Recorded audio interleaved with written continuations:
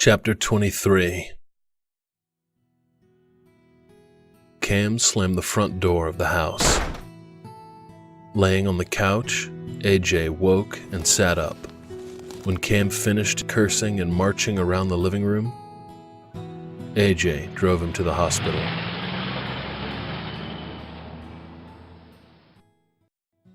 Cam's hand wasn't broken, but it was cut up good. The doctor bandaged him and gave him a shot for pain. As the contents of the needle raced through his veins, Cam's vision blurred and he nearly fainted. Seconds after the injection, a blissful state possessed Cam's consciousness. No pain.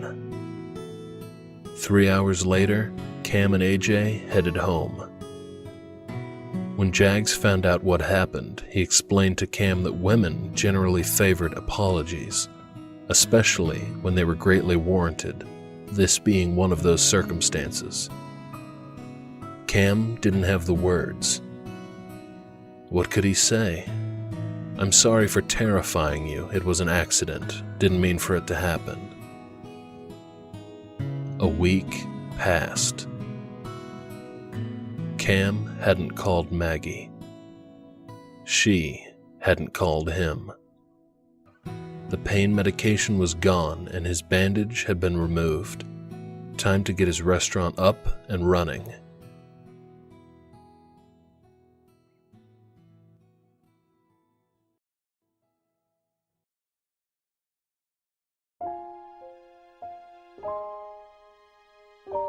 I hate you. I hate you.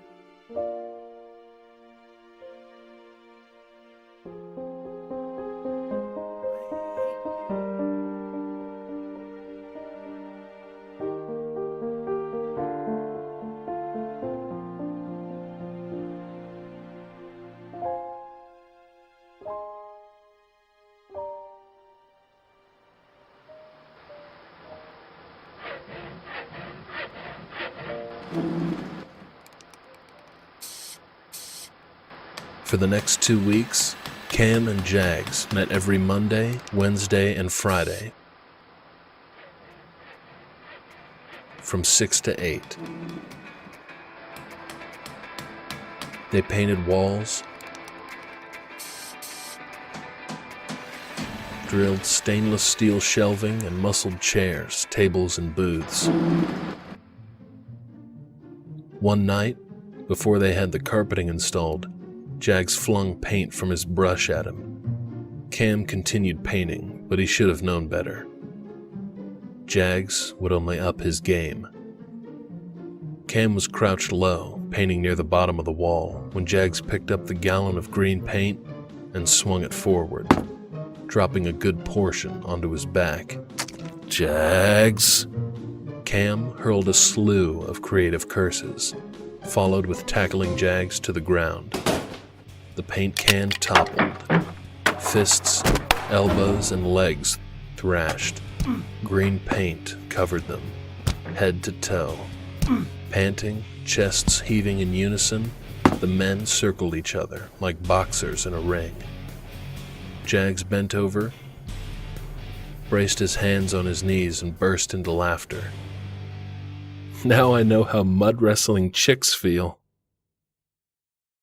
Shaking his head, Cam allowed himself a good laugh, the first time he'd smiled since the night Maggie kicked his ass.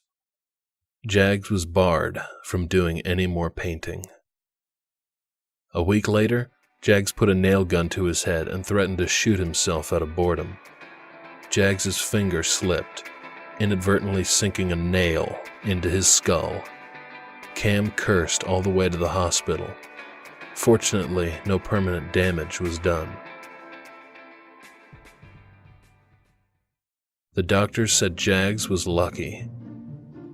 The sentiment should be tattooed across his forehead.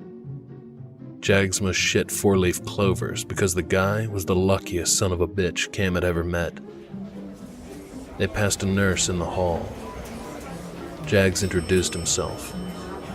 Her name was Betty, and she proceeded to tell them her life story. At Jag's insistence, of course. Cam held his patience. The second nurse, Nancy, told them about her daughter's ballet recital, her slouch of an ex-husband, and the 10 pounds she was desperately trying to lose. Cam held his patience. When they neared a janitor pushing a utility cart, Cam grabbed Jags by the elbow and jerked him close. "You can get his name, nothing more. Get me?" Jags nodded. No more power tools for Jags. 2 days later, Cam threw some meatballs on a sheet pan. He peeled and cut potatoes, coated a cast iron pan with olive oil, tossed the potatoes in and seasoned them with salt and pepper.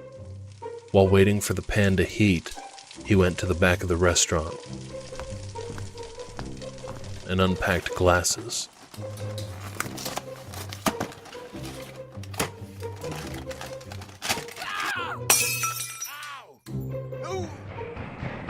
"What happened?" Jag screeched and hopped from foot to foot. Cam spotted the cast iron pan upside down on the floor. "Did you pick it up without a mitt?" "Uh-huh." Cam grabbed Jags by the back of his shirt.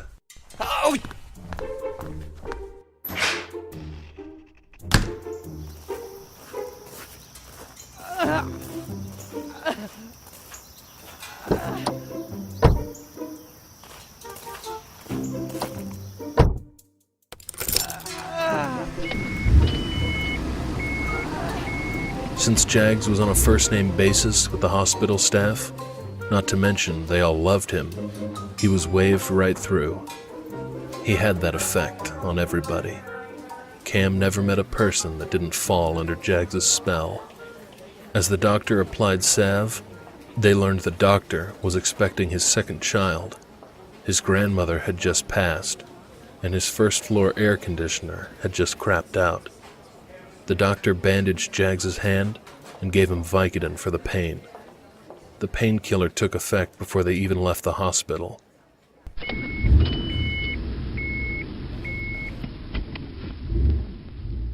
By the time they arrived at Jags' apartment complex, he was barely conscious. Cam carried him to bed. Jags was barred from the kitchen. The following Monday, Jags brought Zeke Chase to the restaurant. Zeke was the owner and founder of Chase Industries, an engineering firm he founded when he was 21. The company expanded from engineering industrial electronics to manufacturing them as well. Chase grew, and so did Zeke's popularity, rocketing him into a world of paparazzi, talk shows, and extravagant charity events. After 6 years, he moved the company from Los Angeles to the small town of Cut and Shoot, Texas, hoping to get some semblance of his privacy back. The town's population grew from 404 souls to just over 1,000, half of which worked at Chase Industries. In short, Zeke owned the town. He was also Jags' boss and close friend. His long black hair was tied back. He wore a black dress shirt, accented with a thin white tie and black slacks.